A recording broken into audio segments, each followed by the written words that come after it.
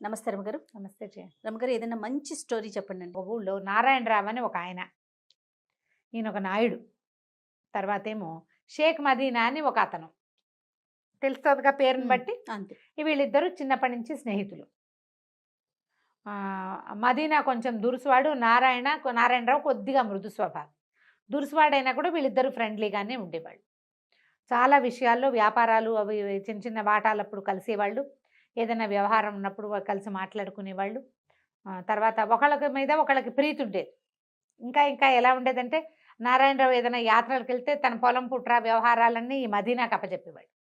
మదీనా కూడా యాత్రలకు వెళ్ళేవాడు వాళ్ళ అమ్మని తీసుకుని, దర్గాలు అవి చూడడానికి. అలాంటివి అప్పుడు ఆ రోజుల యాత్రలు అంటే 10 నెలల రోజులు పట్టేసేది కదా. తన ఇల్లు వాకిలి గొడ్డు గోదా పొలం వ్యవహారం అవి నారాయణరావుకి అప్పచెప్పేవాడు. అంత స్నేహం అనమాట. ఆస్తులు అప్పచెప్పడం అంటే స్నేహం కదా. అయితే అప్పుడట ఈ షేక్ మదీనాకి ఒక పింతలు ఉండేది, దూరపు ఆవిడకి పిల్ల జల్ల లేరు, భర్త కూడా గతిచ్చాడు. ఆవిడకి ఒక 3 ఎకరాల పొలం ఉండేది. అయితే ఆవిడని చూడ్డానికి వెళ్ళినప్పుడల్లా పళ్ళు పాలాలు పట్టుకెళ్ళి మొగుడు పెళ్ళాం ఇద్దరు, నువ్వు నా దగ్గర వచ్చి ఉండు, నీ పొలం నా పేరుని రాసి నీకు ఆ ఒక ముద్ద నేను వేయకపోతానా, ఇట్లా ఒంటరిగా ఎందుకు పడుంటావు ముసలిదానివి అనేవాడు. అనగా అనగా అనగా అనగా అనగా ఈ ముసలావిడికి నేను చేసుకోలేకపోతున్నా, ఒంటరిగా ఉండలేను, అక్కడికి వెళ్తే కోడలు ఒక ముద్దేస్తుంది అని చెప్పి ఇక్కడికి అనుకున్నాక ఈ మదీనా గారు చాలా ప్రయత్నం చేసి ఆ 3 ఎకరాలు తన పేరు మీద రాయించుకున్నాడు. ఆ ముద్ర పడిన దగ్గర నుంచి ఇక మొదలు ఆ ముద్ద వేసే బాధ కష్టంగా ఉంది వాళ్ళకి. ఏదో ఒకటి అనేది కోడలు బేగం గారు తిట్టేది, విసుక్కునేది, ఈవిడ ఒకటి తగలబడింది అనేది. అంతకుముందు చక్కగా స్వీట్లు గీట్లు చేసి పట్టుకెళ్ళి మంచిగా షీర్ కుర్మాలు అవి పెట్టేవాళ్ళు. షీర్ లేవు, కుర్మాలు లేవు, కూరలకే గతి లేదు, ఏదో పచ్చడి మెతుకులు పడేసేవాళ్ళు. ఆ పడేసే తిండి కూడా తిట్టేది, విసుక్కునేది. ఇంట్లో చిన్నపిల్లలు ఉంటే చేయలేక చస్తుంటే ముసలాళ్ళకి ఎక్కడ చేస్తామనేది. ఆవిడకి మెత్తగా వండాలి, పిల్లాడికే వండుకోనా నీకే వండనా అనేది.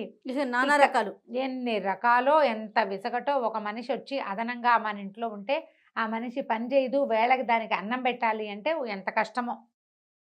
లోక సహజంగా జరిగేదే కదా. అక్కడి నుంచి ఏరా నాయన ఒకరోజు చెప్పింది దీనికి, మదీనాకి. ఆ మదీనా కూడా విసుక్కునేవాడు. ఏమిటి వెళ్ళపడా లేకుండా ఇప్పుడేమో తిండి అలా అనేవాడు. ఎదురుపడి ఏమనేవాడు కాదు, కానీ విసుక్కునేవాడు. వినపడుతూనే ఉండేది ఆవిడికి. ఇక ఉండలేక ఉండలేక ఉండలేక ఆవిడ విసిగిపోయి ఓ రోజు వచ్చి, మదీనా నాయన నేను వేరే ఉంటా, మీ ఆవిడ బాధలు నేను పడలేకుండా ఉన్నా, నాకు నెలసరి ఖర్చు ఇచ్చేయి, నువ్వు నాది కాచుకుని తాగుతా, నేను మీ ఇంట్లో నీకు అడ్డంగా ఉండను, నీ పిల్లల మధ్యలో నేను కూడా ఓ పిల్లగా ఉంటే మీ ఆవిడ భరించలేకపోతుంది అనేసరికల్లా కేకలేశాడు. అదేమిటి ఇంకా నయం, కాచుకుని తాగటం ఏమిటి, నీకు పైగా నువ్వు నాకు ఇచ్చిన దానికి నేను నీకు నెలసరి ఇచ్చేదానికి సరే ఒక నెలకు వస్తుంది, మిగిలిన 11 నెలలు నీకు ఎవడిస్తాడు, ఏదో ఒక వేస్తున్న ముద్ద తిని ఉండాలి కానీ అన్నాడు. నా పొలం రాయించుకునేదాకా నువ్వు ఆగలేదు కదుట్రా అందావిడ. అనేసరికల్లా ఏమన్నాడు, నువ్వు ఇన్నాళ్ళు బతుకుంటావని నాకు తెలుస్తామా, చస్తున్నాను నేను మొయ్యలేకన్నాడు. దాంతో ఆవిడ ఇంకా ఊరుకోలే. పైగా చుట్టుపక్కల ముసలమ్మలు ఉంటారు కదా, నీ పొలం తింటూ వాళ్ళు నిన్ను అంటమేమిటి అని ఈవిడ ఎగసం చూశారు. సరే ఈవిడ పంచాయతీకి వెళ్ళింది. పంచాయతీలో ఎవరెవరిని పెట్టుకోవాలో వాళ్ళందరికీ ఇళ్ళకెళ్ళి మాట్లాడింది. ఎందుకమ్మా ముసలిదానివి, రేపొద్దున నేను అయిపోయామంటే నిన్ను లాగిపడేయాల్సిన వాడేను, మరి అట్లా చేసుకోబోక పంచాయతీ దాకా వెళ్ళొద్దు అని చెప్పారు. కాదంది ఆవిడ. కాదు, 3 ఎకరాలు నా పొలం నా దగ్గర ఉంటే ఎవడో ఒకడు రోడ్డు మీద పోయేవాడైనా లాగేస్తాడు, అంతేగాని నన్ను అడిగి నన్ను ఇంటికి తీసుకొచ్చాక ఈ రకంగా చేసిన వాడితో నేను చచ్చినా ఉండనంది ఆవిడ. గట్టిగా ఉంది ఆవిడ. అలా వెళ్ళి నారాయణరావు వాళ్ళ ఇంటికి కూడా వెళ్ళి, నారాయణరావు ఆ ఊళ్ళో ఉన్న పెద్ద మనిషి, నాయుడు కదా అతను, పెద్ద నాయుడు. అడిగి బాబు నాయుడు గారు, నువ్వు చిన్నప్పటి నుంచి నేను నీకు తెలుసు కదా, నువ్వు కూడా మదీనాతో పాటు ఎన్నిసార్లు మా ఇంటికి వచ్చావు, పండగ వేళ నేను నీకు కూడా పాయసం చేసి పెట్టాను, మరి చూడు ఇదంతా న్యాయమో, వాడు మదీనా నన్ను పొలం అడగటం నీకు కూడా తెలుసు కదా అని అన్నది. అనేసరికల్లా ఆయన ఏమన్నాడు, బాగానే ఉందమ్మా, కాకపోతే మదీనా నేను స్నేహితులు, నే కాదన్ను, వాడికి ఎదురు నేను చెప్పలేను, న్యాయం అన్యాయం నాకు తెలిసినా కూడా మిగిలిన పంచాయతీ వాళ్ళు ఎవరేమంటారో చూడు, వాడితో నా స్నేహం చెడిపోతుంది, నేను వచ్చి కూర్చున్నా బాగుండదంటే, బాబు ఇంతేనా, న్యాయం ధర్మం లేవా నాయనా, మీ నాన్న ఎంత గొప్పవాడు, పెదనాయుడు గారు ఎంత గొప్పవాడు, నువ్వు మంచివాడివి, నువ్వు కూడా ధర్మాత్ముడివి, నాకు తెలుసు కదా నీ వ్యవహారం అంతా, వచ్చి పంచాయతీలో అన్నా కూర్చోవా అని అడిగింది. సరే నేను యువతలు కూర్చుంటానమ్మా, నేను పంచాయతీలో ఉండను, పక్కన కూర్చుంటాను అన్నాడు. బాగుంది, సరే వస్తానన్నాడు. ఆ పంచాయతీ రోజున వాళ్ళు ఓ 10 మంది చేరారు. ఈ మదీనా కూడా వచ్చాడు. మరి ఎవరినైనా సెలెక్ట్ చేసుకోండి ఒకళ్ళ న్యాయానికి. అంటే ముసలమ్మ ఎవరైనా నాకు పర్వాలేదు అంది కానీ నాకెందుకు ఆవిడే కదా కేసు పెట్టింది, ఆవిడకే ఇవ్వండి అన్నాడు. అంటే నేను నారాయణరావుని ఎన్నుకుంటానంది ఆవిడ. అందరిలో. అందరిలో అనేసరికి ఇప్పుడు నేను కాదనకూడదు నారాయణరావు తప్పు. ఈ మదీనాకి ఏమన్నా అమ్మయ్య నారాయణరావు అయితే నా స్నేహితుడు. అనుకున్నాడు. చిన్నప్పటి నుంచి గోళీలు ఆడుకుంటూ పెరిగాం మేము. మనమాటే చెప్తాడు కదా. ఓకే. ఎట్లా కొట్లా వాడి దగ్గరే ఉండు, ఇప్పుడు వెనక్కి నీకు 3 ఎకరాలు ఇప్పించాం తూచంటాడు అని నమ్మాడు. ఆ గట్టెక్కి కూర్చునేసరికి నారాయణరావు కనిపించింది. మదీనా నా స్నేహితుడైతే ధర్మం కదా నాకు స్నేహితుడిగా ఉండవలసింది, మదీనా తరఫున నేను మాట్లాడకూడదు అని ముసలమ్మకి ప్రతి నెల డబ్బివ్వు లేదా ఆమె పొలం ఆమెకి ఇవ్వు అని చెప్పాడు. ఇదే చెయ్యాలి. పొలం ఇస్తావా, నెలసరి డబ్బు ఇస్తావా? నువ్వు నెలసరి డబ్బంటే చాలున ఆవిడ బతుకున్నంత కాలం నువ్వు పంచాయతీలో సమర్పించాలి ప్రతిరోజు, ప్రతి నెల పంచాయతీ నుంచే డబ్బులు తీసుకుంటుంది అనేసరికి ఇక తప్పనిసరి అయిపోయింది.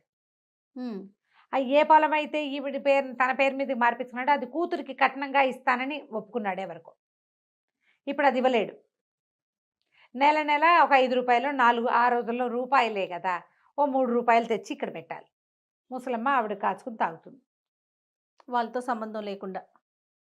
ఇక నా ఎంత కోపం వచ్చిందంటే మదీనాకి ఇది అవురవురా దుర్మార్గుడు, చిన్నప్పటి నుంచి నేను స్నేహంగా ఉన్నాను, ముసలిదాన్ని వాడి దగ్గరే ఉండవమ్మా అని చెప్తే సరిపోయేది కాదు అని చెప్పి పిచ్చి కోపం వచ్చేసింది. ఏమంటే బాగున్నారా అని అలాంటి దాంట్లోకి వచ్చేసారు వాళ్ళు. కనపడితే పలకరింపు తప్ప ఇక మళ్ళీ నారాయణరావుతో స్నేహాన్ని నెరపల. కొద్ది రోజులు కొంతకాలం గడిచాక ఈ నారాయణరావు 2 మైసూర్ ఎడ్ల జతను ఒకదాన్ని కొనుక్కొచ్చాడు. 2 ఎడ్లు ఎంత బాగుండేవో, భలే అందంగా ఉండేవి. అయితే ఏమైంది, ఆ ఎడ్ల జతలో ఒకటి కొంచెం ఓ ఏడాది పాటు బండికి కట్టారు, బాగా తిరిగినాయి. ఊళ్ళో అందరి దృష్టి వాటి మీద ఉండేది. ఎంత అందమైన జంటో అవి. సడన్గా ఒక ఎద్దు కాస్త చనిపోయేసరికల్లా మదీనా అందరి దగ్గర ఫ్రెండ్స్ దగ్గర ఏమనేవాడంటే, నాకు అన్యాయం చేశాడు, వాడికి శాస్తి అయింది, నాదే కొట్టింది. బేగం గారు కూడా అలాగే అనేది. ఇట్లాగే అనేవాళ్ళు వెనకాల మాటలు అనమాట. అయితే ఏమైంది, ఒక్కెద్దే ఉంది. ఈ ఒక్కెద్దుకి దానికి సరిపడా జంటను కొనడానికి చాలా ట్రై చేశాడు కానీ పొట్టో పొడుగో అయ్యేవి సమానంగా వచ్చేవి కాదు. అయితే ఆ ఊళ్ళో అప్పలస్వామిని ఒక ఒంటెద్దు బండి వ్యవసాయం చేసుకునేవాడు ఒక అతను ఉండేవాడు. పెళ్ళాం అప్పలమ్మ, అతను అప్పలస్వామి. అతను ఏం చేశాడు, ఈయన దగ్గరకు వచ్చి నారాయణరావు నాకు ఒంటెద్దు బండి ఉంది కదా, పాత ఎద్దు ఎప్పుడో పోయింది, బండి అలాగే ఉండిపోయింది, మరి ఊళ్ళో అంతా మాసోళ్ళు వచ్చినా ఇప్పుడంతా వడ్లను ఇళ్ళకి చేర్చుకునే రోజులు, ఇలాంటప్పుడు కనుక నాకు ఎద్దు దొరికిందా నేను చాలా హాయిగా వ్యాపారం చేసుకుంటాను అని మీ ఎద్దుని నాకు ఇవ్వండి అన్నాడు. 200 ఎద్దు 400 పెట్టి తెచ్చాడు. 200కి ఒక ఎద్దు పోయింది పాపం. ఈ రెండో ఎద్దుకి 200 అంటే ఏమన్నాడు, అలాగే బాబు కొంచెం వ్యాపారం సాగనివ్వండి ఇస్తానన్నాడు. సరే ఈ బండి కట్టుకుంటే బండి చక్క పరిగెత్తేది. విపరీతంగా బండి వ్యాపారం చేసుకున్నాడు అప్పలస్వామి. అయితే ఏం చేశాడు, ఎంతసేపు గడ్డి మోపులు మోసేవాడు కానీ 4 పరకలు ఆ ఎద్దుకు వేసేవాడు కాదు అప్పలస్వామి. ఏదో ఎండుగడ్డి దొరికింది తినేది పచ్చికే తప్ప దానికి ఆహారం దొరకల. అంతకుముందు మైసూర్ ఎడ్లకి కొంచెం కాస్త చేత కావాలి, చక్కగా ఉలవలు కాస్త దాణా చిట్టు తవుడు అలాంటివి పెడితే అవి నున్నగా ఉంటాయి. ఒట్టి గడ్డితో దాని బండి నడవద్దు దాని రకం. పైగా నారాయణరావు ఇంట్లో ఉన్నప్పుడు వాళ్ళు తవుడు చిట్టుతో పాటుగా మినపగడుగు పెట్టేవాళ్ళు, మినప్పొట్టు పెట్టేవాళ్ళు, ఎంతసేపు ఎద్దుని పోషించడంలో ఉండేవాళ్ళు. అప్పుడు నున్నగా ఉండేది. పైగా జోడిపోయిందన్న బెంగ ఒకటి ఉంది దానికి. ఇక్కడికి ఆహారం లభించక మెల్లిగా చిక్కిపోయి ఒకనాడు చాలా బరువు ఎక్కువ వేసేసాడు. ఒంటెద్దు బండికి 2 ఎడ్ల బండికి తేడా ఉంటుంది. 2 ఎడ్లు ఉన్నప్పుడు బరువు సమానంగా పంచుకుంటాయి. అవి ఒకటే ఉంటే అదొకటే కదా లాగాలి. దాంతో విపరీతమైన పనులతోటి ఆ ఎద్దు అలసిపోయింది. శక్తికి సరిపడా ఆహారం లభించాలో ఎక్కడో కూలిపోయింది. అది కూలిపోయేసరికల్లా ఇంకేముంది, అయిపోయింది. ఎద్దు చనిపోయేసరికల్లా వీళ్ళు ఏమన్నారు, చచ్చుడు ఎద్దునిచ్చాడు నాకు నారాయణరావు అని తిట్టిపోశారు. నారాయణరావుకి ఏం తెలుసు, ఆయనేమో మాసోళ్ళ కోసం డబ్బులు వసూలు చేసుకోవడం కోసం వచ్చాడు. 200 ఇస్తానంటే కదంటే ఏంటంటే భలేవారు, మధ్యలో కూలిపోయింది, ఆ ఒడ్లు ఇంటికి చేర్చినప్పటికి దేవుడు కనపడ్డాడు మాకు, చచ్చిపోయిన ఎద్దుకి డబ్బులు ఎందుకు ఇస్తాం, మేము చచ్చినా ఇవ్వమన్నారు. పోనీ వదిలేదంటే 200 చేదా? నెలకి 3 రూపాయలు ఒక మనిషికి ఖర్చు అవుతుంటే 200 ఎన్ని రోజులకు వస్తాయి? ఎంత డబ్బు? అక్కడి నుంచి అతను వదిలిపెట్ల. ఈ లోపల ఏంటంటే వీళ్ళే ఏదో నారాయణరావే ఎద్దుకు ఏదో చేయించాడని వీళ్ళు, అప్పల స్వామి ఏదో చేసేసాడని వాళ్ళు, ఇలా నానా రకాల మాటలు పుట్టినాయి. పంచాయతీకి వెళ్దామన్నారు. పంచాయతీకి వెళ్దామంటే ఈ లోపల ఏమైంది, అక్కడంతా ముందంతా మదీనాకి శత్రువులందరూ మదీనా శాస్తి అయింది అనుకున్నారు. ఇప్పుడు నారాయణరావుకి ఒకళ్ళిద్దరు శత్రువులు ఉన్నారు. అప్పల స్వామి ఎలాగో ఉన్నాడు. ఈసారి మళ్ళీ పంచాయతీ పిలిస్తే షేక్ మదీనా కూడా పెద్ద మనుషుల్లో ఉన్నాడు. ఈ అప్పల స్వామి ఏమనుకున్నాడు, మదీనాకి ఇదివరకు నారాయణరావు ఎదురు తీర్పు చెప్పాడు. ఇప్పుడు కనుక మదీనాని మనం జడ్జిని చేస్తే, పంచాయతీ పెద్దవాడిని చేస్తే అప్పుడు నారాయణరావు రోగం కుదురుతుంది అనుకున్నారు. అనుకుని మదీనాతోటి మాట్లాడాడు. బాబు నువ్వు నాకు పంచాయతీ పెద్దగా ఉండమంటే, పంచాయతీ గట్టు ఎక్కుతుంది ఒక పెద్ద వేప చెట్టు, దాని కింద వేసిన గట్టు. ఆ గట్టు ఎక్కుతుంటే మదీనా కనిపించింది, నారాయణరావు ఎవడు, నేనెవడు, ఈ అప్పలస్వామి ఎవడు, న్యాయం ధర్మం కాదు ఉండాల్సింది. మంచిగా ఈ గట్టు అంటే ధర్మం, ఇది ఎక్కటం, ఒకడికి ధర్మం చెప్పడం అంటే నేను ఆలోచించడం ఏమిటి, ధర్మం ఏది చెప్తే అదే చెప్పాలి. అటు మెట్లెక్కేటప్పుడు ఉన్న నవ్వు తిరిగేటప్పటికి లేదు, మెట్లెక్కి ఇటు తిరగాలి కదా మన వైపుకి. మనం గట్టుకి మెట్టెక్కి ప్రజల్ని మొహం చూపించడానికి ఇటు తిరిగాడు, ఇటు తిరగంగానే బిగిసిపోయాడు.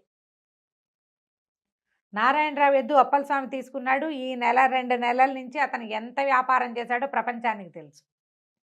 ఎద్దు చనిపోవడానికి కారణం ఇప్పుడు పంచాయతీ వాళ్ళు కూడా 2 రకాలు చెప్పారు. ఎద్దెటాకు చచ్చిపోయింది కాబట్టి నారాయణరావు కొంత బేరం తగ్గించుకుంటే బాగుంటుంది 200 కాకుండా అని. ఎద్దు చచ్చిపోవడానికి అప్పలస్వామి కారణం, వాడిని శిక్షించాలని రెండోది. ఇతను చెప్పాలి అసలు తీర్పు. అంతకుముందు ముసలమ్మ అప్పుడు కూడా అంతే, పొలం ఇస్తావా ఈ అమ్మాయిని పోషిస్తావా అని. అయితే ఇతను ఏమన్నాడంటే ఎద్దు చనిపోవడానికి నారాయణరావుకి సంబంధమే లేదు. 2-3 నెలల పాటు ఎద్దు మీద వ్యాపారం చేసి డబ్బులు వెనకేసుకున్నవాడు మొదటి నెల డబ్బులు రాగానే నారాయణరావుకి ఎందుకు ఇవ్వాల?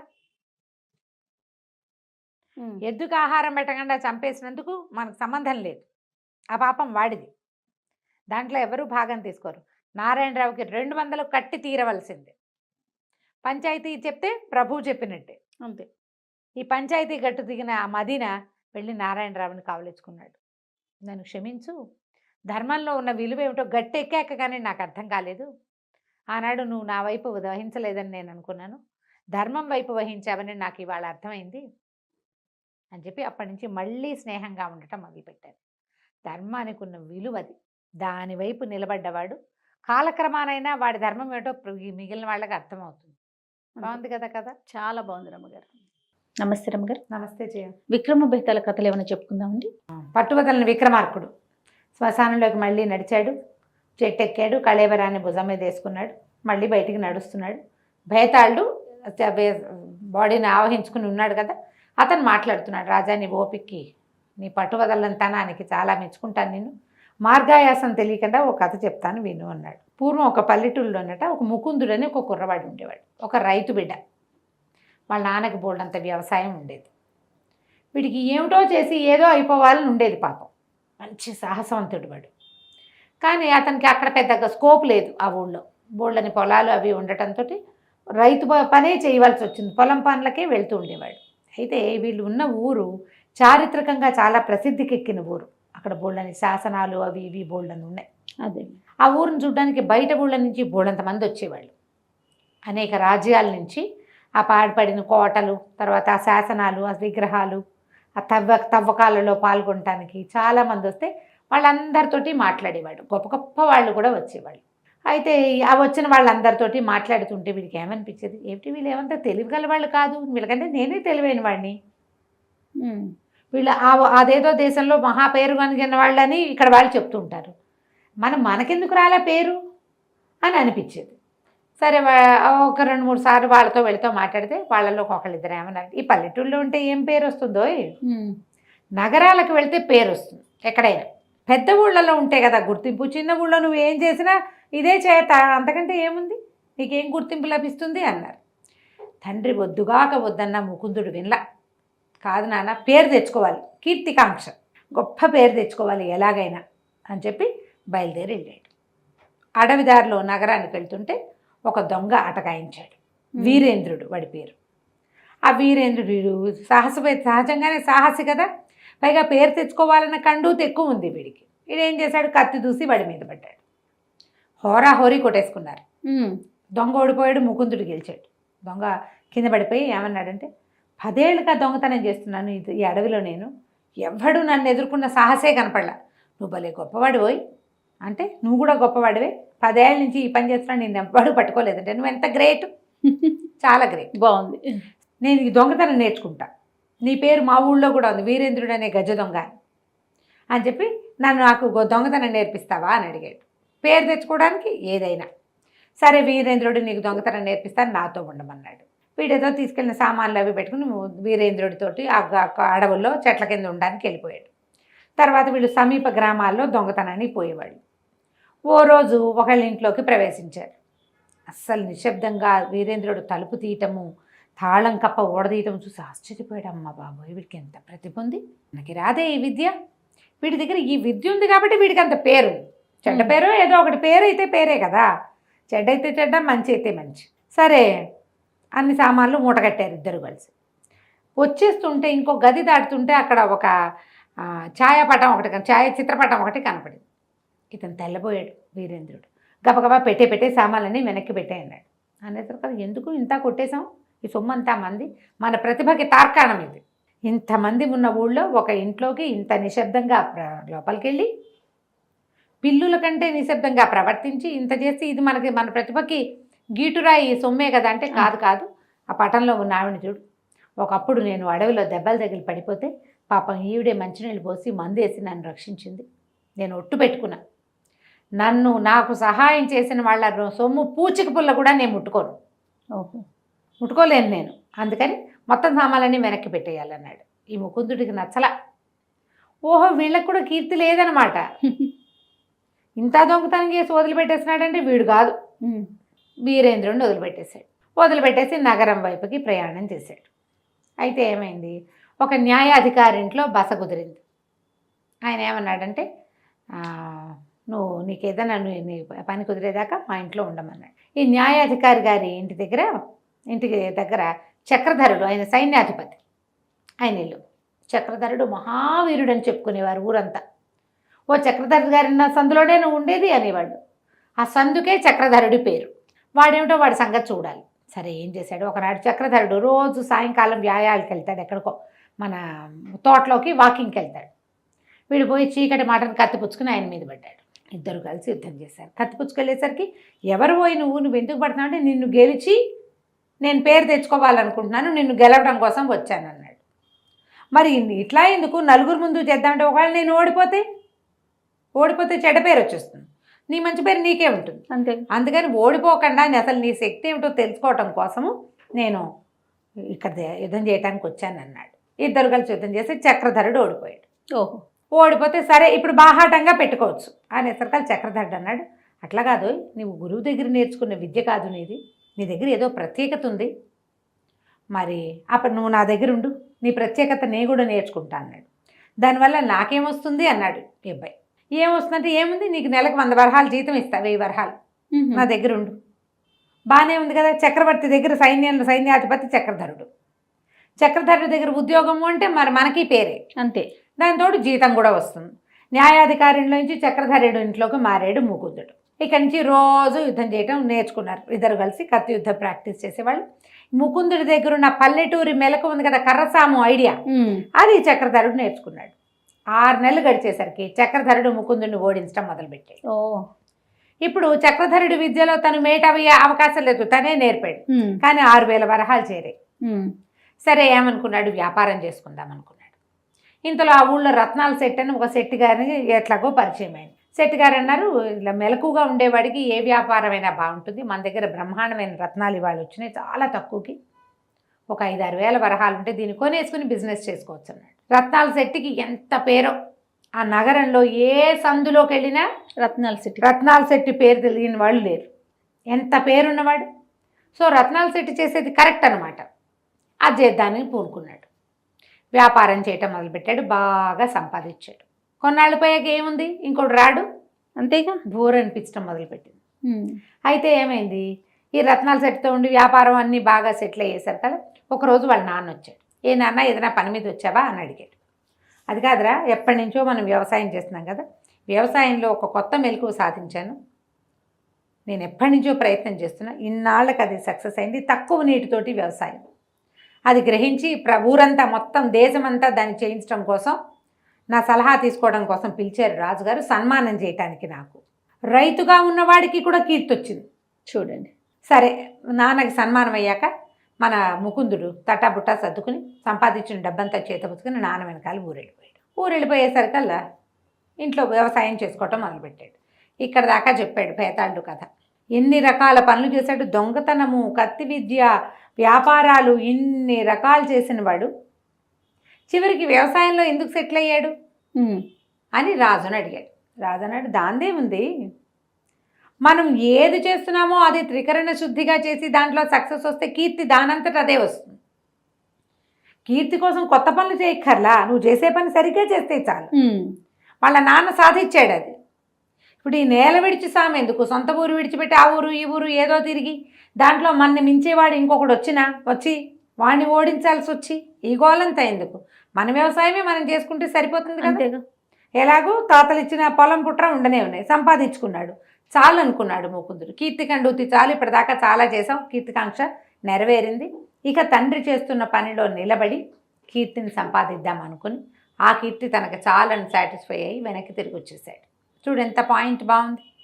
నువ్వు కొత్తది ఏం చేసావు అని కాదు, చేస్తున్న పని ఎంత బాగా చేసావు అనేదే ఇంపార్టెంట్. చాలా నువ్వు అక్కడే కీర్తి వస్తుంది. నీకు కొత్త కొత్తవి చేయటం వల్ల వచ్చేది ఏమి ఉండదు, అది నువ్వు పరుగులు పెట్టడమే ఉంటుంది అని చెప్పంగానే భేతాళుడు చాలా బాగా చెప్పావు, కానీ నువ్వు మౌనభంగం చేసావు కాబట్టి నేను వెళ్ళిపోతున్నా అని పరిగెత్తుకుంటూ వెళ్ళిపోయాడు.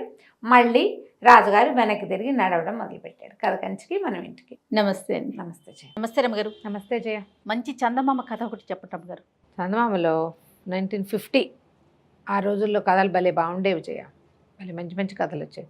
తర్వాత కాలం అంటే మొదటి కాలంలో అనిపిస్తుంది నాకు ఈ పంచతంత్రంలోవి, తర్వాత ఏమో ఈ కథా సరిత్సాగరంలోవి, తర్వాత కాశీ మజిలీ కథల్లోని మాడిఫై చేసేవాళ్ళు చాలా కథలు బాగుండేవి, ఇంట్రెస్టింగ్గా. నీతి కథ ఒకటి చెప్తాను. ఓ ఇద్దరు అన్నదమ్ములు ఉన్నారట ఒక పల్లెటూళ్ళలో. ఏదో చిన్న పొలం ఉండేది, ఏం పెద్ద ఆస్తిపాస్తి లేవు. ఓకే. అయితే ఇంకా పెళ్ళిళ్ళు అవ్వాల. ఏమనుకున్నారంటే చుట్టుపక్కల ఎక్కడైనా బాగా సంపద వచ్చేది ఏదైనా బాగా సంపాదించేసేయాలి, నాన్న ఇచ్చింది ఏమి లేదు ఎక్కువ, అందుకని సంపాదించాలంటే వారా వీరా ఊళ్ళో వచ్చే హరిదాసుల్ని వాళ్ళని వీళ్ళని బాగా డబ్బులు సంపాదించాలంటే ఏం చేయాలని అడిగేవాళ్ళు.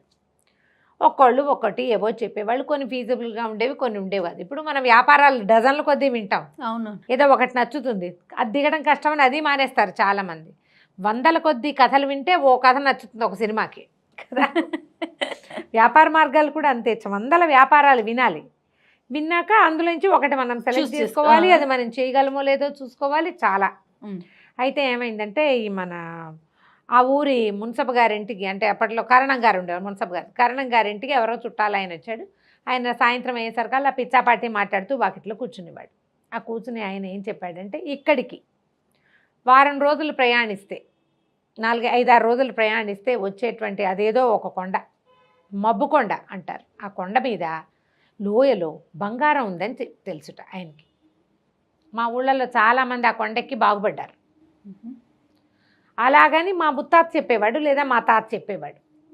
అంటే అలాగుంటుందండి అయ్యగారు అని అడిగారు వాళ్ళు. ఉంది, అది తెచ్చుకుని బాగుపడ్డ కుటుంబాలు ఉన్నాయి, కష్టం రా ఆ పని. ఓ 15-20 మంది కూలీలైనా వెంబడి పెట్టి తీసుకెళ్ళాలి, వాళ్ళందరికీ తిండి ఏర్పాటు చేసుకోవాలి, మరి కొండ మించి బంగారం తవ్వుకుని తెచ్చుకోవాలి, అది కష్టం. ఈ కూలీలో ఎవడైనా ఎగేసిపోతాడు, ఏమైనా జబ్బులు వస్తాయి అని ఇలా మాట్లాడితే వీళ్ళు బాగా ఆలోచించారు ఇద్దరు. సరే అన్నయ్య ఏమన్నాడంటే, వీరన్న సోమన్న ఇద్దరు పేర్లు. సోమన్న పెద్దవాడు, వీరన్న చిన్నవాడు. అన్న తమ్ముడు ఇద్దరు మాట్లాడుకున్నారు. ఏమన్నాడు పెద్దవాడు, అరే అట్లా కాదురా, ఏముంది ఈ ఊళ్ళో, నాన్న ఇచ్చింది ఓ చిన్న చెక్క అమ్మేద్దాం. ఈ చెక్క అమ్మేసి ఒక 4 రోజులకు సరిపడా ఆహారపు దినుసులు ఏర్పరచుకుందాం. ఊళ్ళో నుంచి ఒక 20-25 మంది కుర్రాళ్ళు మనబోటి వాళ్ళే ఖాళీగా ఉన్నారు, కూలీ వస్తే చేస్తారు, లేకపోతే వాకిళ్లలో పడుకుంటారు. ఏముంది ఇక్కడైనా ఓ ముద్ద దొరికేది, ఆ ముద్ద ఏదో మనమే వేద్దాం, తీసుకెళ్దాము, మనకు తెలిసింది కదా అని అడిగాడు. అడిగితే సరే తమ్ముడు కూడా ఒప్పుకున్నాడు. అన్నయ్య బలంతో పెడుతున్నాడు, ఆ బంగారం ఏదో కళ్ళ చూద్దామని. ఈ రెండో వాడికి ఏంటంటే కొంచెం ఒళ్ళొంచి పెద్దవాడి కంటే కూడా ఎక్కువ పనిచేసే రకము. తర్వాత ఈ వెళ్ళే దారి ఆసక్తికరంగా ఉంది, ఎక్కడికైనా వెళ్ళటం అవన్నీ. అక్కడి నుంచి ఏమన్నారు, ఓ పంచి మన ఇద్దరం నాన్న చెక్క చెరిసగం కదా, సగం డబ్బు నేను తీసుకుంటా, సగం డబ్బు నువ్వు తీసుకో. ఓకే. మరి నేను మనుషులను పెట్టుకుంటా, నువ్వేం చేసుకుంటావో నీ ఇష్టం, నీది నువ్వు తవ్వుకో, నాది నేను తవ్వుకుంటా. ఆ కొండ మీద తవ్వినంత బంగారం. ఇది కూడా బాగానే ఉంది. ఆ తమ్ముడు కూడా ఒక వారం రోజులకి 10 రోజులకి అక్కడికి వెళ్ళడానికి సరిపడా ఆహారపు దినుసులు కాస్త డబ్బులు జేబులో పెట్టుకున్నాడు అంతే. నేను చెక్కను, నేను నీతోటే ఉంటా, నువ్వు అందరు కూలీలకి ఏమి ఇస్తావో నాకు కూడా అదే ఇద్దుగా అని చెప్పాడు. సరే అన్నయ్య మాత్రం ఒక 20 మందిని ఏర్పరచుకున్నాడు. నా జట్టు నేను అక్కడికి వెళ్ళాక ఆలోచిస్తాను, చేయి బుద్ధి అయితే అప్పుడు చేస్తానన్నాడు తమ్ముడు. సరే ఈ తమ్ముడితో లాభం లేదు, కానీ వాడు తనకు తోడుంటాడు. తమ్ముడు తనని మోసం చేయడం అతనికి తెలుసు. ఓకే. సరే ఏం చేశారు, ఒక 20 మందిని జట్టుని ఏర్పరచుకున్నారు. మరి ఎవరి మూటలు వాళ్ళు మోసుకోవాలి, అంత ఫుడ్ అంతా మోసుకెళ్ళొద్దు, పప్పు బియ్యం అన్నీ అవన్నీ చిన్న చిన్న మూటలు చేసి. అప్పట్లో మనకు మళ్ళీ సబ్బా నూనె ఏం కావాలి, వేళకి తిండి తెప్పిస్తే ఏమీ అవసరం లేని రోజులు అవి. ఏదో చిన్న చిన్న అవసరాలు అంతే, అసలు పెద్ద అవసరాలు లేనే లేవు. చెట్టుకొమ్మ విరిచి పళ్ళు తోముకునేవాళ్ళు, పేస్ట్ అక్కర్లా, బ్రష్ అక్కర్లా. ఏ చెరువులోది కనపడితే ఆ చెరువులో మట్టి వేసుకుని ఒళ్ళు తోముకోవటం, స్నానం చేయటం అయిపోయాయి. సబ్బక్కర్లా, షాంపూ అక్కర్లా. ఎప్పుడో పండగలప్పుడు తలంటుకునేవాళ్ళు. మన కుంకుడుకాయలు అంతే, అవి ఏ చెట్టుకో రాలేవి, ఎవరి చెట్టునో ఉండేవి, తలా 4 ఏరుకుని తెచ్చుకునేవాళ్ళు అంతే. సరే ఇంత సింపుల్ జీవితాలు. బయలుదేరి వెళ్ళాక ఒక వారానికి ఆ కొండ చేరారు వీళ్ళు. ఆ గుర్తుల్ని బట్టి ఆయన చెప్పాడు కదా, పలానా ఊరు దాటాక పలానాది, పలానా డొంక దాటాలి, చెలమ దాటాలి, ఈ లెక్కలన్నీ పెట్టుకుని అక్కడికి వెళ్ళారు. ఆ కొండకి వెళ్ళే దారి కింద ఒక చిన్న పల్లెటూరు ఉంది. ఉంటే తమ్ముడు అన్నాడు, నాన్నయ్య నేను రాను, నాకు విసుగ్గా ఉంది ప్రయాణం అంటే, నువ్వు పైకి వెళ్ళిపో, నువ్వు వచ్చేదాకా నేను ఇక్కడ ఉంటా అని చెప్పాడు. ఇక తమ్ముడు తన జోలికి రాలేదు కదా, డబ్బంతా తన డబ్బు తను వాడేసుకున్నాడు.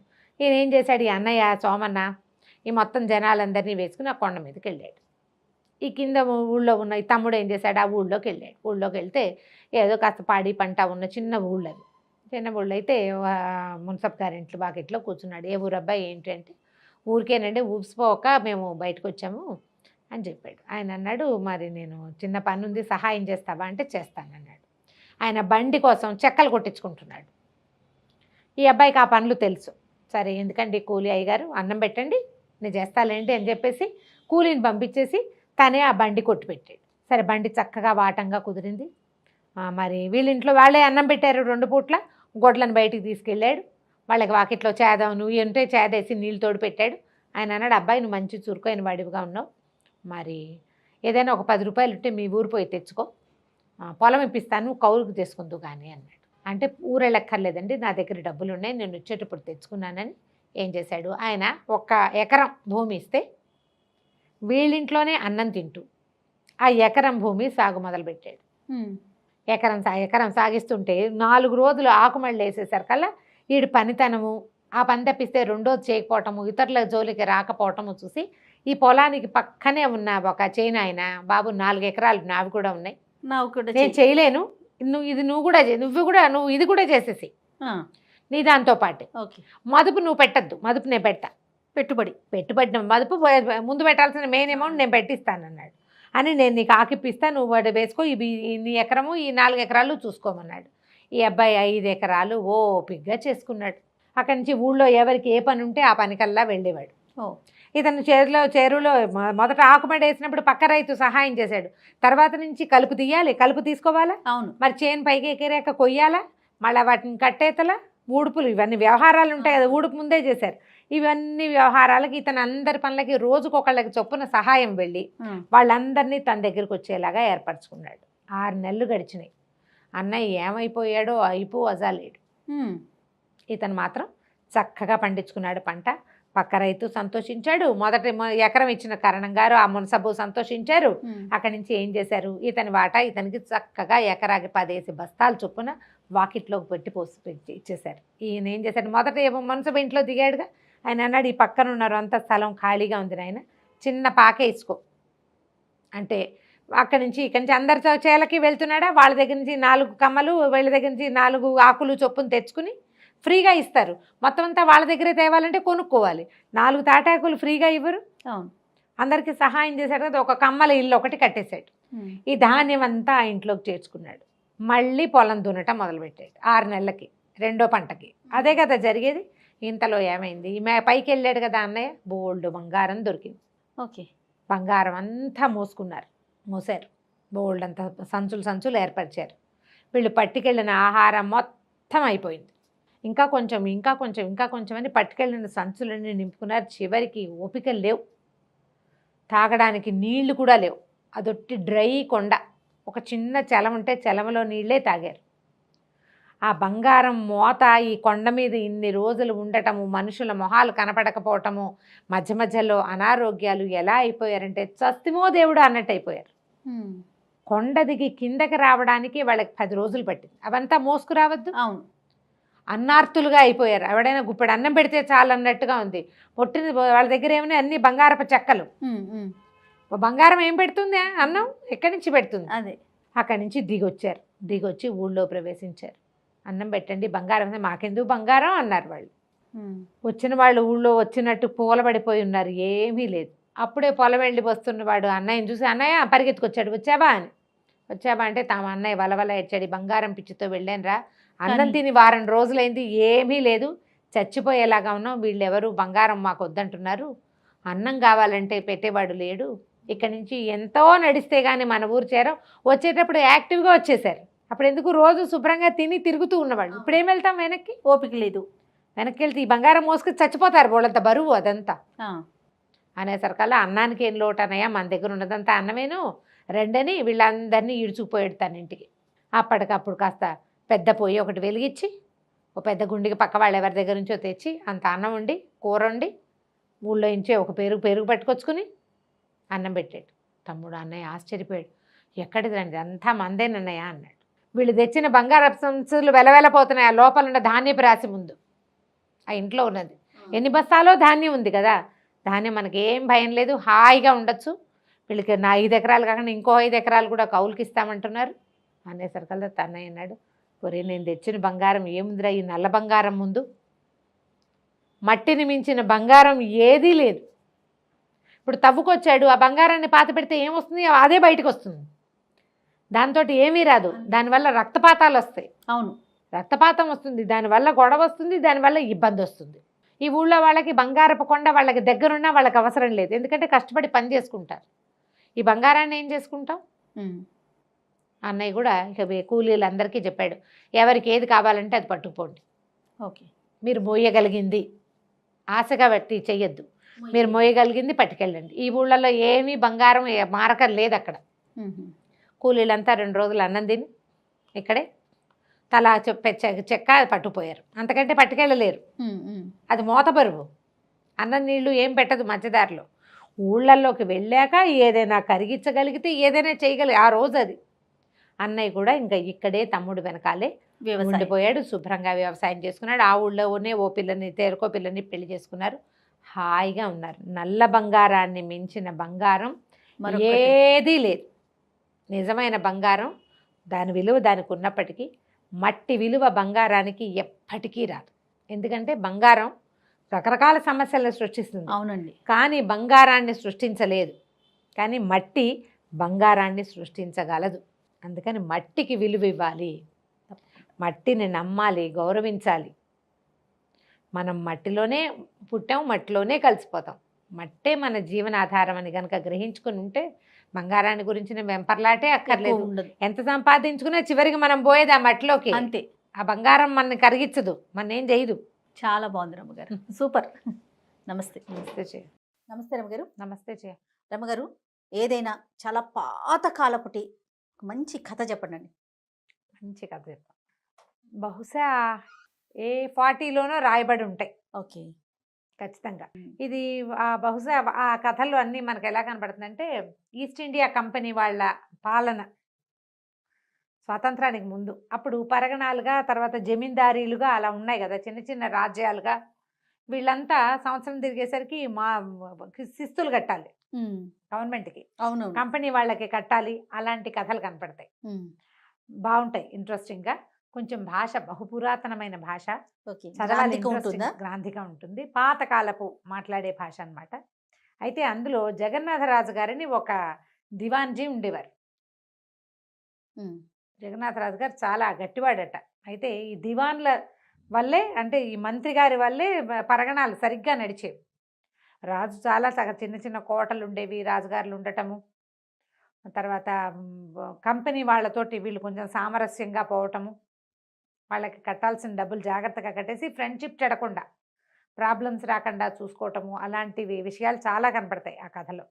జగన్నాథరాజు గారు ఈ 2, 3 కథలు చాలా ఇంట్రెస్టింగ్గా ఉంటాయి. ఆయన ఎంపిక ఒకటి ఆ కథల్లో. జగన్నాథరాజు గారే దివాన్గా ఉన్నప్పటిదన్నమాట. ఒక కొత్త మంత్రిని, నేను వృద్ధుండైపోయాను, కొత్త మంత్రిని పెట్టాలి అనుకున్నప్పుడు ఆయన ఏం చేశాడు అదొకటి. ఈయన ఒక చిన్న ఉద్యోగిగా ప్రారంభించి ఈ రాజుగారి దేవుడిలో క్రమంగా ఆయన దివాన్గా ఎదిగారు. అయితే ఏంటంటే ఆయనకి తను ఏం చేసినా స్పెషల్గా చేయడం ఆయన పద్ధతి. ఆయన మార్క్ ఉండాలన్నమాట. ఓకే. ఓ బట్టల సెలక్షన్, పరగణాలు అందరికీ బట్టలు పెడితే ఇవి రాజుగారు కొన్నారని తెలియాలి. అలాంటి ఒక క్వాలిటీ మనిషి అనమాట. అయితే ఈయన ఏం చేసేవారంటే కంపెనీలో ఈ చాలామంది వచ్చేవాళ్ళు, కలెక్టర్లు, వాళ్ళు వీళ్ళు పెద్దవాళ్ళు, ఆఫీసర్లు వస్తే పరగణాలన్నీ చూసుకుంటూ పోయేవాళ్ళు. చూసుకుంటుంటే తమ దగ్గరికి వచ్చిన వాళ్ళకి విశేషంగా మర్యాద చేయటం, భోజన భాజనాదులు చక్కగా అరేంజ్ చేయటం, వాళ్ళకి వసతి చాలా చేయటం, తమ పరగణాలు తమ ఊళ్ళల్లో ఉన్న అన్ని చోట్ల వాళ్ళు ఎక్కడ మకాన్ దిగితే అక్కడ ఖచ్చితంగా వాళ్ళకి తిండి నిద్ర అన్నీ అరేంజ్ చేసేవాడు అనమాట. మంచి అంచెల మీద మాట్లాడించి చాలా ప్లాన్డ్గా చేసేవారు. అయితే ఈయన ఏం చేశారట, తన ఇంటికి వాకిట్లో ఒక లక్క పందిరి వేయించారు. లక్క పందిరి అంటే అది ఎలా ఉంటుందంటే లక్షాగృహం, లక్క తెలుసు కదా మనకి, పాండవులు నాటిది. ఓకే. అది ఒక నిర్మాణం. లక్క పందిరి వేయటం అనేది ఒక ప్రత్యేకమైన నిర్మాణం, ఇంచుమించుగా మన మండువా పెంకుటిల్లు లాగా. వర్షం పడినా కదలదు. తర్వాత దానికి కుచ్చులు వేళ్లాడుతుంటే వాటి మీద రామాయణం మీద ఘట్టాలన్నీ, మొత్తం రామాయణం అంతా పెయింట్ చేయబడి ఉంటుంది. అక్కడే నుంచుంటే అదంతా ఇట్లా చూస్తుంటే మనకు అదంతా కనపడడం, చిత్తరువులు ఉంటాయి. చాలా స్పెషల్గా ఉంటుంది. తెల్లటి క్లాత్, తర్వాత లక్క రంగు గుడ్డలతోటి ఆ నిలబడిన కర్రలు కూడా లక్క రంగు పుయ్యబడి అనే పట్టీల్లాగా ఉండేవి. అసలు చాలా పక్కాగా చేసేవాళ్ళు. అయితే ఈయన ఏం చేశారట, తన ఇంటి ముందు తన దివాణానికి ఈయనకు ఒక ఇల్లు ఇచ్చారు. దివాణం వాళ్ళు మంత్రికి ఇచ్చే ఇల్లు ముందు పెద్ద లక్క పందిరి వేయించారు. రాజుగారికి ఏం అభ్యంతరం లేదు, ఎందుకంటే ఈయన స్పెషల్ కేటగిరీ మనిషి. ఓకే. ఆయన ఏ పని చేసినా బాగుండేది. బహుశా ఇంట్లో ఏదైనా వివాహం ఉంటే చేశారో ఏమో. పెద్ద పందిరి వేయించారు. వేయిస్తే ఆ సంవత్సరం అది ఎట్లా ఉంటుందంటే దాదాపుగా 2 ఏనుగులు పక్కపక్కన నడిచి వెళ్ళిపోగలవు దాని కింద నుంచి, అంత పెద్దది. బా. వాహనాలు వచ్చినా, రథాలు వచ్చినా వెళ్ళిపోతాయి. వెళ్ళిపోగలవు. ఏనుగులే వెళ్తాయంటే ఎడ్ల బళ్ళు వెళ్ళవు, అవి వెళ్తాయి. కంపెనీ వాళ్ళవి కార్లు అంటే జీపులు లాంటివి వచ్చేవి. అప్పట్లో అవే కదండి, 18వ శతాబ్దంలో అవును, జీపులు లాంటివి ఉండేవి. అవి కూడా 2 వాహనాలు ఎట్ ఏ టైం వెళ్ళిపోగలవు. ఇలా ఉండేది. పైగా ఒక తెల్లటి ఇది ఉండటం వల్ల చాలా హాయిగా బాగుండేది, దూరానికి అందంగా కనపడేది. ఎంత బాగుండేదో అసలు. ఆయన రాసిన వర్ణన చదువుతుంటే కంటికి కట్టినట్టుంది. నేను అంత బాగా చెప్పగలిగానో లేదో, అంత బాగుంటుంది. అయితే ఏమైందట, సబ్ కలెక్టర్ ఒక ఆయన వచ్చాడు. ఆయన వచ్చేసరికల్లా ఆయనకు మర్యాద చేశారు, కూర్చోబెట్టారు. మర్యాద చేసేసరికల్లా ఆయన అన్నాడు, మీరేదో మంచి పందిరేయించారు అన్నాడు. అవునండి. ఈయనకి దూరం నుంచే కనపడింది. అదే కోట అనుకున్నాడు మొదట ఆ సబ్ కలెక్టర్. తర్వాత తెలిసింది కాదు, ఇది మంత్రి ఇల్లు. ఏంటి మంత్రికి బోడి గొప్ప అనిపించింది. ఏమన్నాడు, ఏమిటి పందిరి బాగా వేయించారు అన్నాడు. అంటే అవునండి, పందిరి చాలా రోజులైంది వేసి, చాలా హాయిగా ఉంటుంది. ఈ పందిరి వైభవమే వైభవం. ఎండాకాలం కదా, ప్రజలకు చాలా హాయిగా ఉంటుంది. ఎండ వెళ్ళేటప్పుడు దీని కింద సేద తీరుతారు జనం. వాన వచ్చినా ఇది కదలదు. వర్షానికి జనం అంతా దీని కిందకే చేరతారు. అబ్బో సంవత్సరం పైన ఇందులేండి వేసి. మరి వాహనాలు అన్నాడు. వాహనాలకు ఏమి ఇబ్బంది లేదండి. రాజుగారు రాణిగారు ఎట్ ఏ టైం ఆయన ఏనుగు మీద, ఆవిడ రథం మీద, పాలకీ మీద బయలుదేరిన, అమ్మగారు పాలకీ మీద బయలుదేరుతారు. రాజుగారు ఏనుగు మీద, అమ్మగారు రథం మీద, అమ్మగారు అంటే రాణిగారు, అమ్మగారు పాలకీ మీద, రాజుగారి తల్లి రాజమాత, 3 ఒకేసారి వెళ్ళిపోతాయి. ఏమీ ఇబ్బంది లేదండి అన్నాడు. అది ఆయన తను చేసిన పనికి ప్రైజ్ ఎవరైనా గొప్ప మెచ్చుకుంటుంటే ఒక హుందాతనం వస్తుంది మనుషుల్లో. మీసం సవరించుకున్నాడు. అలాగే తీర్చేయండి అన్నాడు. అనేసరికల్లా అన్నాడు, అది ఎవరికి ఇబ్బంది లేదండి అని చెప్పబోయాడు. ఇబ్బంది లేకపోయినా సరే, ఇది పబ్లిక్ రోడ్డు, మీ ఇంట్లో మీరు ఏమైనా చేసుకోవచ్చు, మీరు రోడ్డు మీద వేసేటప్పుడు మాతోటి మొహరు వేయించుకోవాలి. మేము ఒప్పుకోట్లా, ఉమ్, తీయించేసేయండి అన్నాడు. ఈయన సర్ది చెప్పడానికి ప్రయత్నం చేసిన కొందే ఆయన కొర్రెక్కాడు ఉమ్, కలెక్టర్. సరే సాయంకాలం లోపల తీయించేస్తాను అన్నాడు. సబ్ కలెక్టర్ గారు ఆయన ఇచ్చిన కాఫీ టీ అవి స్వీకరించి, కాఫీ టీ కాదు అప్పుడు ఏవో ఇచ్చేవాళ్ళు వాళ్ళ పద్ధతి ప్రకారం, పలహారాలు ఏవో. వేడి వేడి జిలేబీలు బెల్లపాకము అలాంటివి ఇచ్చేవాళ్ళు, అవి ఏవో పుచ్చుకుని వెళ్ళిపోయాడు. ఉమ్, రేపు సాయంకాలం లోపల తీయించేస్తాను. సరే మర్నాడు ఆయన పొద్దున్నే అటు రాల, సాయంకాలం అటు నుంచి వస్తుంటే పందిరి అలాగే కనపడుతుంది. ఆ, ఆయన వచ్చాడు. వచ్చాక సబ్ కలెక్టర్ లోపలికి వచ్చాడు. మరి లోపలికి వస్తే ఆయనకి మర్యాద చేయాలి. ఆ ఉన్నవాళ్లే ముందు కలెక్టర్ గారు బండి వస్తుందని చెప్పారు. జగన్నాథరాజు గారు వచ్చి గుమ్మంలో నుంచున్నారు. మీరు పైకి వచ్చారు. తీస్తానన్నారు కదా, అలాగే ఇది చదువుకోండి ఒక పింక్ కలర్ కాగితాన్ని, గులాబీ రంగు కాగితాన్ని చేతిలో పెట్టారు. ఏంటంటే మీ లక్కపందిరితో మాకు ఎటువంటి ఇబ్బంది లేదు, మీరు తీయించక్కర్లేదు అని కలెక్టర్ గారి దగ్గర నుంచి ఆర్డర్. కాగితం. ఈయన సబ్ కలెక్టర్ కదా. ఈయన సబ్ కలెక్టర్ కదా, అలాగే అది కూడా మీకోసం ఏదో వచ్చింది చదువుకోండి అన్నాడు. బిళ్ళబంట్రొద్దు, అయ్యా మీకోసం తంతు వచ్చిందండి అని కాగితం పట్టుకొచ్చాడు. మీరు ఇక్కడి నుంచి తీసేసాం మిమ్మల్ని, సాయంత్రం లోపల వెళ్ళిపోండి మీరు ఇక్కడి నుంచి అని ఆయనకు కూడా ఆర్డర్ వచ్చింది. ఆ రోజుల్లో కూడా ఇదేనా రామగారు? చూడండి. ఆయన చెప్పాడు సాయంత్రం లోపల తీయించేస్తానన్నాను కాదండి, తీర్చానని చెప్పాడు. ఓహో, తీయించటం అంటే ఇదా? పోయింది ఉద్యోగం. ఆ, ఇక్కడి నుంచి ఇక మళ్ళీ ఈ పరగణాల్లో ఆయన ఉండడు. ఆయన అప్పుడే వచ్చాడు, నిన్న ఛార్జ్ తీసుకున్నాడు, ఇవాళ సాయంత్రం ఊస్టింగ్. ఇప్పుడు ఇవాళ రేపు కథల్లో ఇలా మనకు కనపడతాయా? అవి ఎక్కడి నుంచో వాళ్ళ తెలివి కాదు, ఇలాంటి కథలు చదివి. అంతే అంతే రమ్మగారు. సాయంకాలం లోపల అది తీయక్కర్లేదన్న కాగితం పుట్టించాడు, నిన్ను తీయించేసామన్న కాగితం కూడా తెప్పించేశాడు. కరెక్ట్ టైం ప్రకారం 1 గంటకి నీ పని అయిపోతుందని సినిమాలో చూస్తుంటాను చూడు. అదే అదే. దానికి ఆద్యం ఇలాంటి కథలే జరిగిందట జయ. ఇది ఆ, దివాన్లు మంత్రులు ఎంత గట్టిగా, ఎంత బలంగా, ఎంత తెలివిగా ఉండేవాళ్ళంటే వాళ్ళ మీద కదా భారతదేశం ఇంత అత్యద్భుతంగా నడిచింది. రాజుల గొప్పతనం ఒకటే కాదు, ఆ రాచరికాన్ని నిలబెట్టగలిగేటువంటి దివాన్లు మంత్రులు వాళ్ళ తెలివి వల్ల, వాళ్ళ అయితే చాకచక్యం మరి వల్ల. బ్రిటిష్ వారి పాలనకి లొంగలేదు రమ్మగారు కొంతమంది దివాన్లు. వాళ్ళ లొంగకండి అంటే మాటలకి అట్లా లొంగిన వాళ్ళు ఉన్నారు లొంగి కదా. లొంగి చెడగొట్టుకుంటారు జయ. ఇప్పుడు తెలివి గల వాళ్ళు 100 మంది ఉంటే అందులో ఆశపోతులు 10 మంది అయినా ఉండరా? అది వాళ్ళ వల్లే కదా నష్టం. సెల్ఫిష్గా బిహేవ్ చేసి, ఇది దేశం కోసం ఆలోచించకుండా సొంతం కోసం చూసి అలాంటి వాళ్ళకి ఆసరాలు ఇచ్చింది మన వాళ్ళే. అదే అదే. వాళ్ళకి ఎట్లా వాళ్ళు వచ్చారు, వాళ్ళని ఎలా వీళ్ళు ఒప్పుకున్నారు, వాళ్ళని మన మీద రాజ్యం చేసేందుకు ఒప్పుకున్నారంటే వీళ్ళల్లో ఉన్న స్వార్థపరులు, తెలివి తక్కువ వాళ్ళు. అంతే. ఇలా బయట వాడికి ఆసరా ఇవ్వకూడదు అనుకుంటే మనం కొట్టుకుని మూడో వాడికి ఆసరా ఇస్తున్నామన్న ఆలోచన లేని వాళ్ళు స్వార్థపరులు. అంతే. ప్రతిసారి అలెగ్జాండర్ వచ్చాడంటే అలాగే వచ్చాడు. తర్వాత వీళ్ళు వచ్చారంటే, మన మొఘల్స్ వచ్చారంటే అలాగే వచ్చారు. తురుష్కులు ఎలా వచ్చారు? రావటాలు, దాడి చేయటాలు, ఎత్తుకుపోటాలు, చంపేటాలు, ఎంత నాశనం చేశారు. మనలో ఒక లూప్ హోల్ ఎప్పుడు ఉంటుంది. నేను చెప్తున్నాగా, 100 మంది తెలివి గల వాళ్ళల్లో 10 మంది స్వార్థపరులు, తెలివైన స్వార్థపరులు ఉంటే ఇలాంటి ప్రాబ్లమ్స్ వస్తాయి. భారతదేశానికి పెద్ద సమస్య ఏంటంటే మన దగ్గర తెలివి గల వాళ్ళు ఎంతమంది ఉన్నారో వాళ్ళల్లో కొంత పర్సంటేజ్ తెలివైన స్వార్థపరులు. అవునండి. మనవాడు పైకి రాకుండా చేయడానికి ఏమైనా చేస్తారు వీళ్ళు, రెండో వాడికి ఆసరా ఇస్తారు. అలా ఇవ్వడం వల్లే మనం ఎప్పుడూ దాడులకి గురవుతూనే ఉన్నాం. ఎంత దోచుకుపోయినా ఇంకా భారతదేశంలో ఏదో ఒకటి ఉంటూనే ఉండేది. ఇక్కడ ఉన్న సంపదలు అట్లాంటివి, భూతల స్వర్గం కదా. అంచేత ఇంకా ఇప్పటికీ ఏవో ఒకటి చూడండి, ఇప్పటికీ తవ్వకాలు అక్కడ బయటపడినాయి, ఇక్కడ బయట ఇప్పటికీ కూడా. కానీ ఇప్పుడు చూడు, రూపాయి ధర ఏమో రూపాయి విలువ పడిపోతుంది. పడిపోతుంది. ఇది ఒక సమస్య. అవును. ఈ జగన్నాథరాజు గారి కథ ఇంకొకటి కూడా చాలా ఇంట్రెస్టింగ్ గా ఉంటుంది. చిన్న బ్రీఫ్ గా చెప్తా, అది పెద్ద కథ కాదు, చిన్న కథ. ఇందులోనే చెప్పేస్తా.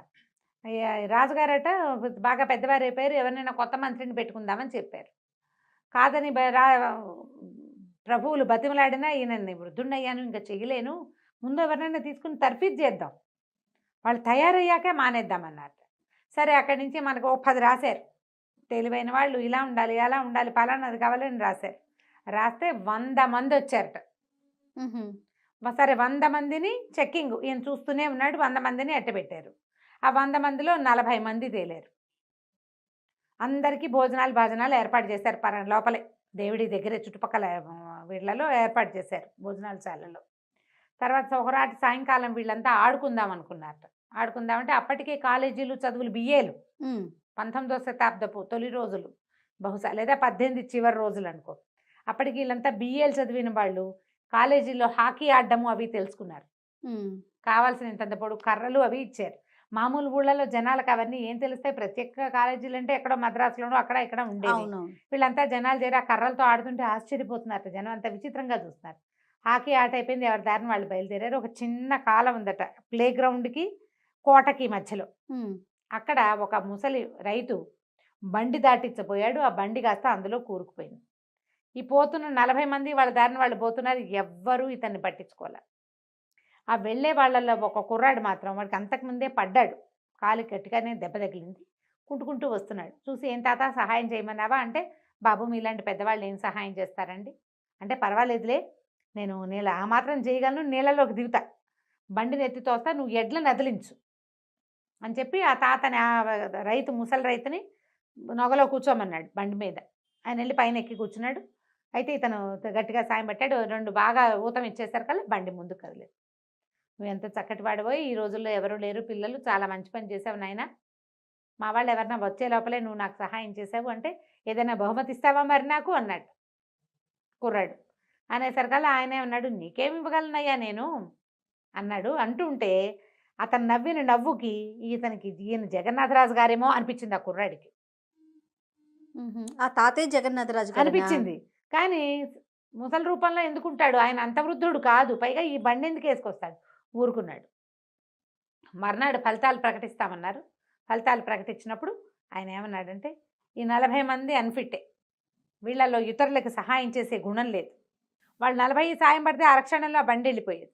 కానీ ఒకే ఒకడు వచ్చాడు, గాయపడినా కూడా తన వంతు సాయం తను ఇతరులకు చేయాలనుకున్నవాడే నిజమైన మంత్రిత్వానికి పనికొస్తాడు. మంత్రులు ఆడుకునేవాళ్ళు, పాడుకునేవాళ్ళు, చదువుకునేవాళ్ళు కాదు, సహాయం చేసేవాళ్ళు. వాడి మంత్రాంగంలోనే రాజ్యం నడవాలి, అతని సహాయం మీదే రాజ్యం నడుస్తుంది. అందుకని ఆ సాయం చేసిన కుర్రాన్ని మంత్రిగా నియమించారు. జగన్నాథరాజు గారే ఆ వృద్ధ రైతు. ఓకే, ఆయన కావాలనే బండి అక్కడ దింపించుకుని చూస్తున్నాడు, వీళ్ళలో ఎవరు వస్తారా అని. ఒకవేళ చాలామంది వచ్చారనుకో, పరీక్ష ఇంకోటి మారేది. ఈ పరీక్షలోనే తేలిపోయారనమాట. అలాంటి కథలు కనబడతాయి, గజపతుల కథలు. ఇది మనకి ఎందులో ఉంది, ఒక పాత పుస్తకం దొరికింది నాకు, చాలా పాత, అసలు గట్టిగా ముట్టుకుంటే పేపర్లు చిరిగిపోయేలాగా ఉన్నాయి. ఎక్కడ దొరుకుతుందో చూద్దాము, నాకు ఎక్కడైనా కనబడితే చెప్తా. స్క్రిప్ట్లో వాటిల్లో లేదు. కొంచెం పురాతనమైన భాష చదవగలిగే ప్రాక్టీస్ ఉన్న వాళ్ళు ఈ పుస్తకం కోసం వెతకచ్చు, చదవచ్చు, బాగుంటుంది. తప్పకుండా గారు. నమస్తే. సుమన్ టీవీలో మీ పర్సనల్ అండ్ బిజినెస్ ప్రమోషన్స్ కోసం కింది నెంబర్కి కాంటాక్ట్ చేయండి.